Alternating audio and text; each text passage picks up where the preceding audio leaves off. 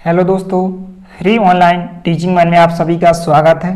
तो हम आगे बढ़ते हुए एनसीईआरटी गणित कक्षा 11वीं अध्याय 1 समुच्चय प्रश्नावली 1.6 का ही प्रश्न क्रमांक 3 और प्रश्न क्रमांक 4 सॉल्व करेंगे। तो सबसे पहले हम प्रश्न क्रमांक 3 को सॉल्व करेंगे। तो यहाँ पर प्रश्न क्रमांक 3 है कि 400 व्यक्तियों के समूह में 250 हिंदी तथा 200 अंग्रेजी बोल सकते हैं।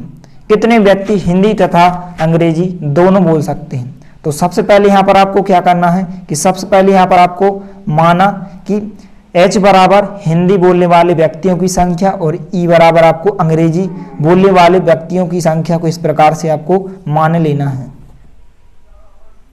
तो यहाँ पर सबसे पहले हमने लिखा हल, माना H बराबर हिंदी बोलने वाले व्यक्तियों की संख्या और E बराबर हमने अंग्रेजी बोलने वाले व्यक्तियों की संख्या को E के बराबर माना है। अब यहाँ पर हम क्वेश्चन को पढ़ेंगे। तो यहाँ पर क्वेश्चन में दिया गया है कि 400 व्यक्तियों के समूह में, और आपको ध्यान रखना है कि संघ यानी कि समूह, यह किसका मान दिया गया है? यूनियन का मान दिया गया है। यहाँ पर चूंकि क्वेश्चन में H और E सेट होंगे, इसलिए आपके N H यूनियन E का मान होगा, क्योंकि आपको ध्यान रखना कि जब भी समूह आ जाए, संघ आ जाए, तो आपको किसका मान दिया रहता है? यूनियन का मान दिया रहता है। और यहाँ पर 250 हिंदी बोलने वाले व्यक्तियों की संख्या दी गई है, इसलिए यहाँ पर जो N H का मान होगा, यानी कि हिंदी बोलने वाले व्यक्तियों की संख्या कितनी होगी? यहाँ पर 250 दी गई है क्वेश्चन में।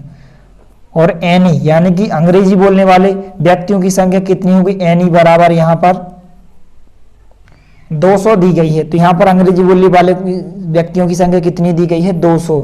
अब इसके बाद आगे हम क्वेश्चन को पढ़ेंगे। तो यहाँ पर कितने व्यक्ति हिंदी तथा अंग्रेजी दोनों बोल सकते हैं? जब भी दोनों की बात होती है, तो यहाँ पर पिछली प्रश्नावली में आप इस प्रकार के क्वेश्चन सॉल्व कर चुके हैं कि हम इंटरसेक्शन का मान कैसे ज्ञात करते थे, दोनों सेटों में हम उभयनिष्ठ अवयव को चेक करते थे। तो इस प्रकार से आपको ज्ञात करना है, यानी कि आपको N H इंटरसेक्शन E का मान ज्ञात करना है। तो यहाँ पर हम लिखेंगे क्वेश्चन मार्क। इसके बाद यहाँ पर 400 व्यक्तियों के समूह में, यानी कि आपके N H यूनियन E का मान दिया गया। जब भी आपको समूह की बात हो क्वेश्चन में या संघ की बात हो, तो आपको इस प्रकार से H यूनियन E का मान लिख देना है। तो यहाँ पर कितना दिया गया है? 400 व्यक्ति दिए गए हैं।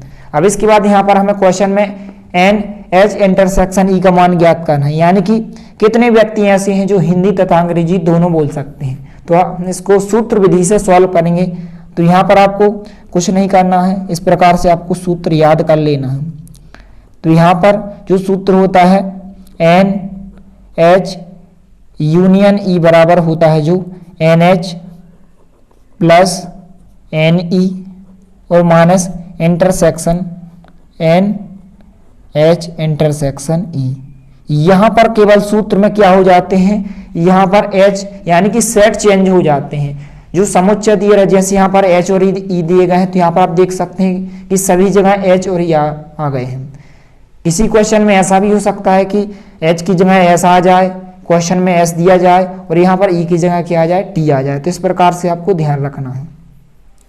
अब इसके बाद यहाँ पर हम इस सूत्र में इन सभी के मान यहाँ पर हम रख सकते हैं। तो यहाँ पर N H यूनियन E का मान यहाँ पर कितना दिया गया है? 400 व्यक्ति दिए गए हैं, बराबर NH का मान यहाँ पर कितना दिया गया है? 250, प्लस चिन्ह जहाँ था NE की जगह NE का मान यहाँ पर कितना दिया गया है? 200 व्यक्ति, और माइनस यहाँ पर हमें इसका मान ज्ञात करना है N H इंटरसेक्शन E।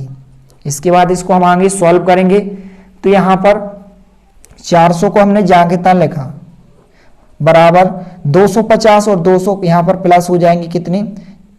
450 हो जाएंगे, minus N H intersection E को हमने जहाँ की तरह लिखा। इसके बाद यहाँ पर हमें N H इंटरसेक्शन E का मान हमें ज्ञात करना है।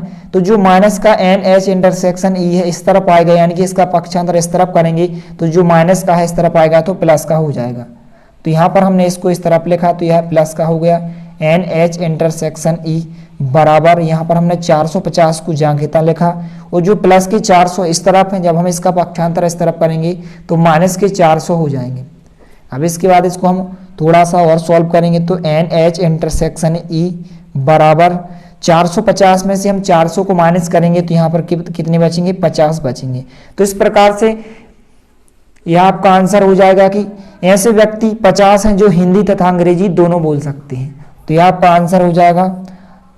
अतः हम लास्ट में लिख सकते हैं कि अतः 50 व्यक्ति, केवल 50 व्यक्ति ऐसे हैं जो हिंदी और अंग्रेजी दोनों बोल सकते हैं। 50 व्यक्ति हिंदी तथा अंग्रेजी दोनों बोल सकते हैं, दोनों बोल सकते हैं। तो इस प्रकार से आपके प्रश्न क्रमांक 3 का आंसर हो जाएगा। इस प्रकार के जितने भी इस प्रश्नावली में क्वेश्चन दिए गए हैं 1.6 में, यह सभी परीक्षा की दृष्टि से बहुत ही महत्वपूर्ण है, इसलिए इनको आपको अच्छे से तैयार करना है। इसके बाद यहाँ पर हम प्रश्न क्रमांक 4 को सॉल्व करेंगे। तो प्रश्न क्रमांक 4 है, यदि S और T दो ऐसे समुच्चय दिए गए हैं, आपको दो सेट दिए गए हैं कि S में कितने अवयव दिए गए हैं, 21 अवयव दिए गए हैं, T में 32 अवयव दिए गए हैं और S इंटरसेक्शन T में यहाँ पर 11 अवयव दिए गए हैं। तो S यूनियन यानी कि S यूनियन T में कितने अवयव होंगे, यहाँ पर हमें S यूनियन T का मान ज्ञात करना है। तो यहाँ पर हम इन सभी में n लगा सकते हैं, क्योंकि नंबर ऑफ सेट्स यानी कि जो समुच्चय में अवयवों की संख्या कितनी दी गई है, S में, T में, इस प्रकार से इंटरसेक्शन में और यूनियन में। तो यहाँ पर इन सभी में हम n लगा देंगे। तो यहाँ पर हम लिखेंगे हल। सबसे पहले जो भी क्वेश्चन में दिया गया है, हल दिया है, तो यहाँ पर सबसे पहले S का मान दिया गया, इसलिए यहाँ पर हम n लगा सकते हैं, यानी कि नंबर ऑफ एलिमेंट्स, कितने अवयवों की संख्या दी गई है S में, 21 अवयव दिए गए हैं। इसके बाद T में कितने अवयव दिए गए हैं, यहाँ पर 32 दिए गए हैं और इंटरसेक्शन में कितने अवयव दिए गए हैं, S इंटरसेक्शन T में यहाँ पर 11 अवयव दिए गए हैं। और यहाँ पर हमें n S यूनियन T का मान ज्ञात करना है, कितने अवयव होंगे। तो यहाँ पर हम क्वेश्चन मार्क लगाएंगे। इसके बाद यहाँ पर हम सूत्र विधि का प्रयोग करेंगे। तो यहाँ पर हम सूत्र लिखेंगे। तो यहाँ पर सिर्फ आपको क्या करना है, जहाँ पर हम ए और बी की जगह हम किसका प्रयोग करेंगे, उसे S और T का प्रयोग करेंगे। तो यहाँ पर जो फार्मूला होता है n S यूनियन T बराबर होता है NS plus NT minus intersection n S intersection T। तो यहाँ पर आप देख सकते हैं इस फार्मूला में हमने सभी जगह S और T प्रयोग किया है।